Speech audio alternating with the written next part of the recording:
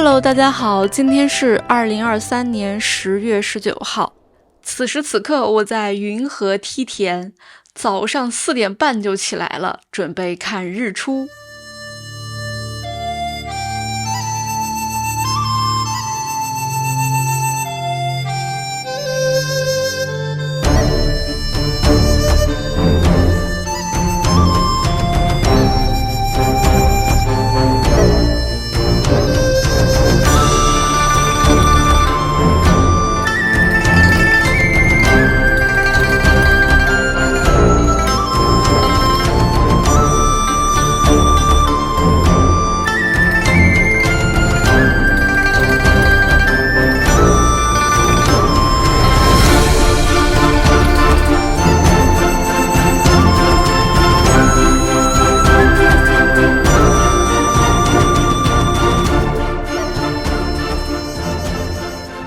然后我就乐极生悲了，飞机被一个细竹枝给挂住，掉进了竹林里。好在有村里的大爷，距离倒是不远，只是没路。经过2小时的寻找，终于找到了。螺旋桨折了一个，这搞不好会直接影响我后边的行程呀。你要说心情完全不受影响，那是不可能的。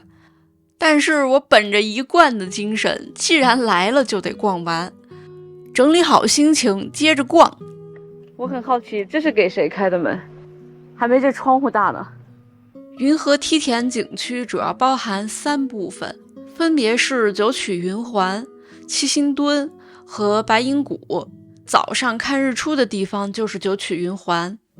我的游览路线是早上看过日出之后就开车去七星墩，但是我去的时候七星墩在修观景平台，所以灰很大，也不好停车。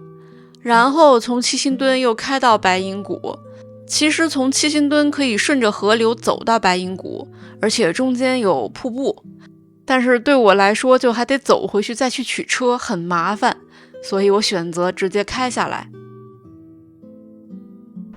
这个咖啡厅感觉好舒服呀。说实话，今天逛的一点都不尽兴，但我可会劝自己了。旅途嘛，本身就是充满了意外，既然会有意外的惊喜，那也会有意外的惊吓。旅行本身的意义不就是打破常规生活，获得新鲜感吗？今天这个对我来说绝对够新鲜了，这辈子头一回，当然我可不希望再有第2回了。此外，如果你能学到点啥，那就更好了。我此次学到的就是注意安全，切记不要乐极生悲。好了，我要连夜赶往下一站云中大祭了，我们明天见，拜拜。